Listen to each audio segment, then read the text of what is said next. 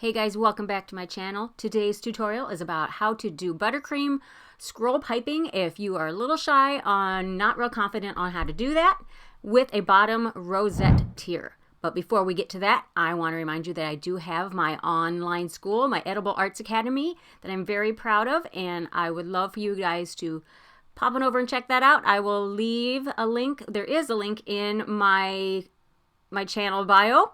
But I will also, if you are interested, send me a message, make a comment, and I will send you the direct link to that class. It's from everything from the basics to the modern artistic designs. I would love to have you at the class. But for now, let's get back to our tutorial. We're going to level off all of our cakes. This was a 6-inch and an 8-inch 2-tiered cake. Now I just used my serrated knife to level off that dome. And I do that to all of my layers of cake. I like to just tuck my elbow into my side and turn the turntable and let that do the work for you. You can also use a cake leveler if you're more comfortable with that. That's fine too.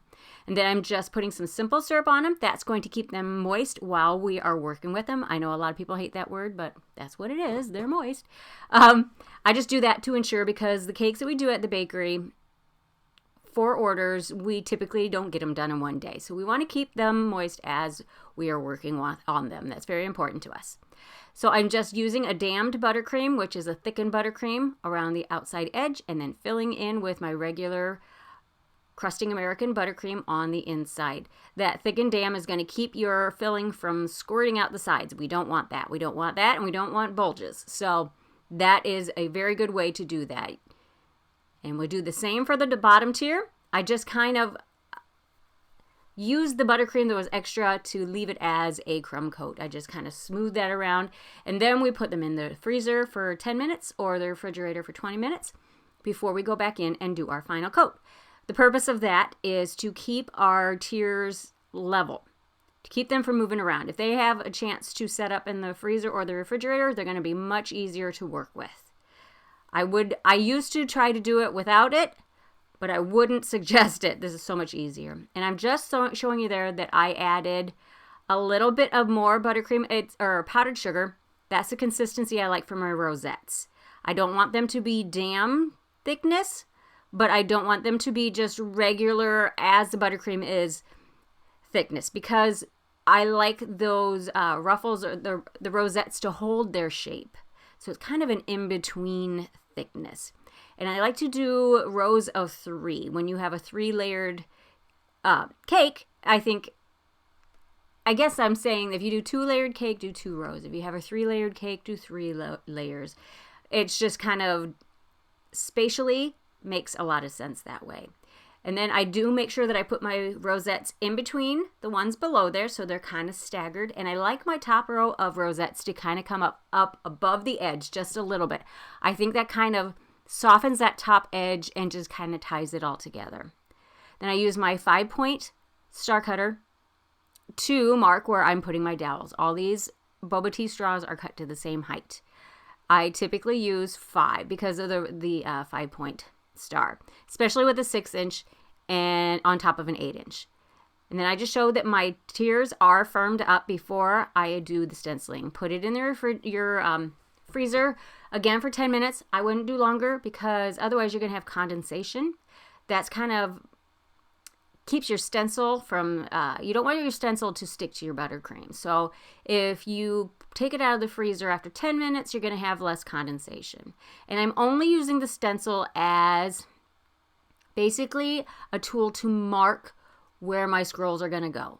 I'm just using a combination of, I'm just using a T-pin or a pin, and then I get my Dresden tool out. I was kind of just, sometimes I switch my tools as I go.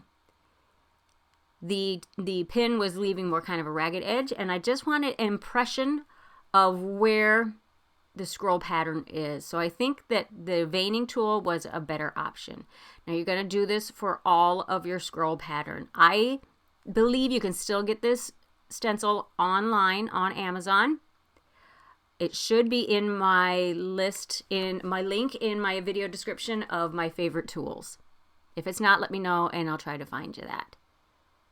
And then we'll do this all the way around. And this is 2 stencils that are actually taped together, because these stencils typically are meant for a 2-tiered cake, no higher than 4 inches, because that's how it used to be. But now we're doing our tiers taller, so I have taped 2 of them together to get a taller stencil.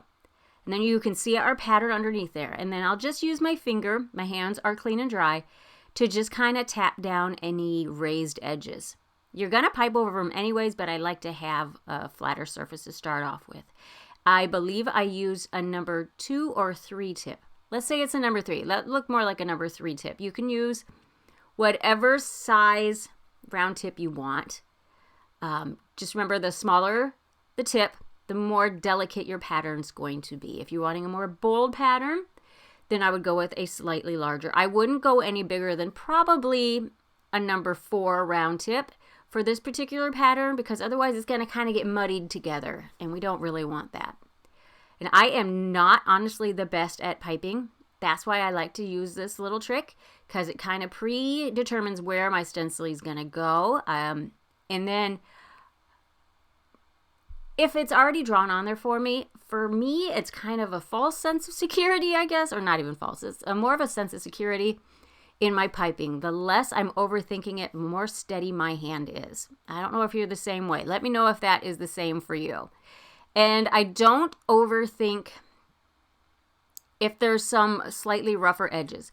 A pattern like this is so busy that you're probably not, the customer's probably not going to focus on one little part that isn't completely smooth.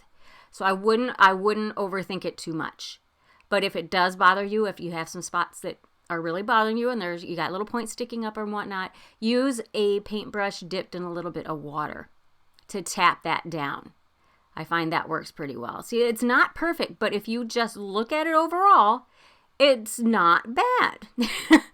Then I made sure that my tier was chilled again. And see, I have 3 of my 5 straws pulled up. They've already been pushed down, but then I pulled them back up again. And then I put a skewer down the middle of my top tier. And I'm trying to get it off that board as cleanly as possible. Now there's some tape on the bottom. I need to make sure that that is pulled off as well. That tape is just holding that board to the bottom board, because there is a board underneath each tier. And then I just pick it up using the skewer to help me lift it up. So I can use one hand on the bottom, and I'm talking to somebody, obviously.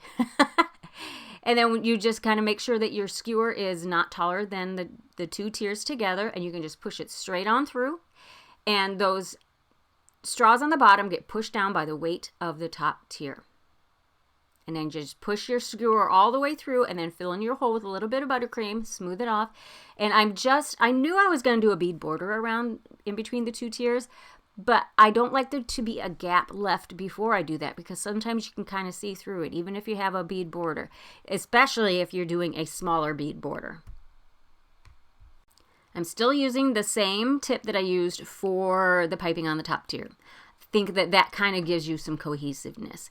And I'm just doing a row of beads around the bottom. You're not really going to see that, but it's going to kind of finish off the whole look, I feel. This is a monochromatic yet detailed design, and I think that this design is very feminine and elegant, perfect for a wedding.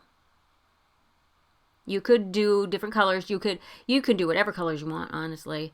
You could even paint gold or silver on top of your stencil, and if you were to do that, you just need to make sure that your cake is chilled before you paint that on there. 10 minutes in the freezer. That's kind of the magic number.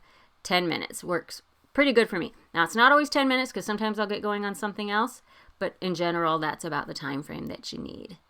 And then do this all the way around the bottom. Make sure you start and end in the back. Decide what is going to be the back of your cake before you even start doing that. Then I'd like to finish the boards off with a ribbon. For our weddings at the bakery, we tend to use the same color ribbon. It's kind of a ivory, slightly pinky, dusty pink color. Now I'm just going to go ahead and show you how I'm putting these silk flowers together. I'm making just kind of a swag out of it. This did not stay on for the wedding. This was just for the purposes of finishing off this cake for the video. So I just used some of my silk flowers that I already have, and I'm just wrapping them together with some floral tape. And floral tape is great because you just pull it you stretch it to activate the glue that's in it, and you can just wrap it around your stems. I use that on my fresh flowers as well. It just kind of seals them and makes them, in my eyes, basically food safe enough. I mean, I say basically because others will disagree with me if that's enough. You can put your flowers into a straw that's inserted into the cake also, for extra security if that is what you feel is right for you.